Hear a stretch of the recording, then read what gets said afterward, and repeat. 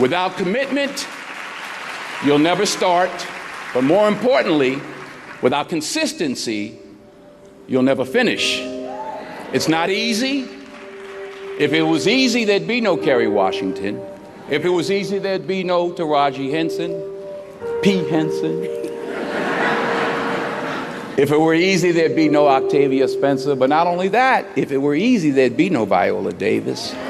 If it were easy, there'd be no Michael T. Williamson, no Stephen McKinley Henderson, no Russell Hornsby. If it were easy, there'd be no Denzel Washington. So, keep working, keep striving, never give up, fall down 7 times, get up 8.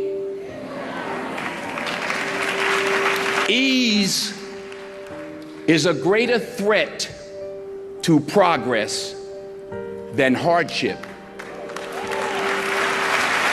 Ease is a greater threat to progress than hardship. So, keep moving, keep growing, keep learning. See you at work.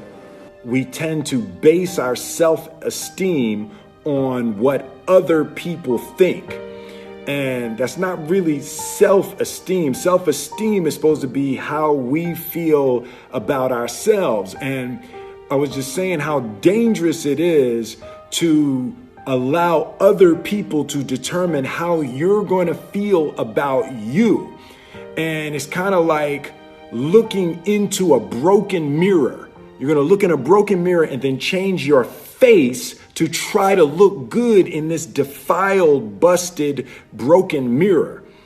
And it just, other people's opinions is a really shitty way to determine how we feel about ourselves. You'll never see a U-Haul behind a hearse. I'll say it again. You'll never see a U-Haul behind a hearse. Now, I've been blessed to make hundreds of millions of dollars in my life. I can't take it with me, and neither can you. So it's not how much you have, it's what you do with what you have. And we all have different gifts. Some money, some love, some patience, some the ability to touch people, but we all have it. Use it, share it. That's what counts. Not what you're driving, not what you're flying in, not what kind of house you bought your mama. Dreams without goals are just dreams, and they ultimately fuel disappointment. Goals on the road to achievement cannot be achieved without discipline and consistency. I pray that you all put your shoes way under the bed at night so that you gotta get on your knees in the morning. The one thing I'm the most happy about in terms of my career is the fact that I got there with the grace of God, first of all, but short of that, I got there just by working hard, not partying with the right people, not compromising myself in any way or cutting any kind of deals, just by working hard, just by plugging along, sawing wood, as I like to call it. I'm a 20-year overnight sensation. I don't get life mixed up with making a living. I was there for all 4 of my children being born. When the first one was born, I recognized the difference between life and making a living. Their life, you know, our family is life. You know, acting is making a living. Well, what do you think the biggest difference between doing a play and doing, I mean, it's a cliched question, but I'd be interested to know your answer. I think a part of what Viola just said is that you get to dig deeper and you get another day. Right. And you get the energy. Mm-hmm. You do a movie and it's 200 people that are used to it and they don't care and everybody's doing their job and it comes in a theater somewhere and you're picking your nose at home somewhere, clipping your nails. There's no energy. Right. When I was on Broadway 5 years ago with Julius Caesar, I made a decision to sign autographs every night. I don't know what I did. Oh, yeah, it ain't happening this time, no. Only as I rub my knees, only because my knees are bad, it's hard for me to stand. But. And why did you decide to do that? Well, you know, I wanted to say thank you. It was my way of saying thank you. And the first night, it was like 5,000 people out there. I said, okay, wait a minute. Everybody who has playbills from our show. So, yeah, because it was like people were just wandering up the block. I was like, wait a minute. I forgot I'm on, 42nd Street, Times Square. I was like, wait a minute. But honestly. You were signing for weeks. The energy. And I was out there an hour and a half every night, every show. But the energy you got back, the stories, the 5 little old ladies who who just drove in from Detroit. And I'm like, well, what y'all doing tonight? They said, we're getting back in the car, baby. We got to go back tonight. Wow. And, you know, a little 84-year-old lady was like, baby, if I was 3 years younger. Oh, true story. True story. Then we had, and I say this also because I hope it happens with this play. We had some high schools come. We had one school from somewhere, I forgot where, and they were doing Julius Caesar. And some young kid was like, well, you know, my Brutus is a bit different. He's more the classic stoic. But it was great to engage and exchange with these young people. There was an energy. I got more from it than I gave to the people that I signed for. That's, you know, you don't get that. You know, the odd thing about success in film is the budgets get bigger, you make more money, but they become more formulaic. Yes. So you don't get the opportunity. So God willing, if I stay around long enough, this is what I'm going to be doing. You know, you're always affected by opinion, but the more opinions there are of you, of me, the less I look at them, because I just can't live my life based upon what other people think about me.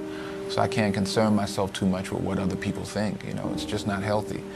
I don't think I could continue to do what I do if I was constantly worrying about what somebody thought about it. And anything you want good, you can have. So claim it. Work hard to get it. When you get it, reach back. Pull someone else up. Each one, teach one. Don't just aspire to make a living. Aspire to make a difference.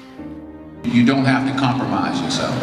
You know, if there's something you don't feel good about, then don't do it. The most important choices I've made was to say no.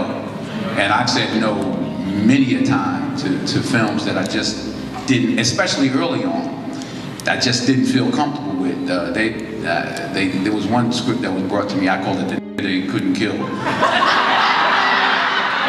they were like, he was accused of raping this white woman in the 40s, and they tried to hang him, but he didn't die. And they tried to electrocute him, and they were like, it's a comedy. I'm like, it ain't funny to me. So I actually called Sidney Poitier, who I was fortunate at that time to be able to call. And I said, you know, this movie, I'm sick. And they offered me $600,000 to play the they couldn't kill. That's what I called it. I wasn't there. And he said to me, and I'll say this to you, he said, the first 2 or 3 or 4 films you make in this industry, Denzel, will determine how you proceed. He said, I'm not going to tell you what to do, but remember that the first 3 or 4 or 5 films you made will determine how you proceed. I turned it down.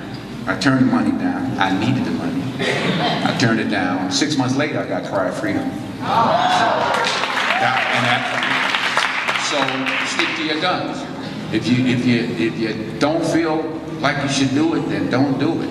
Because you don't want to be, you don't want to be a negative energy on the set. That's how I feel. So I'm like, I ain't doing this because I'm gonna slap somebody the second day. So I just, it's something. I think the most important decisions you can make as an actress, is saying no. Is saying no. You don't have to take your clothes off. If you don't want to, then don't do it. Number 1, put God first.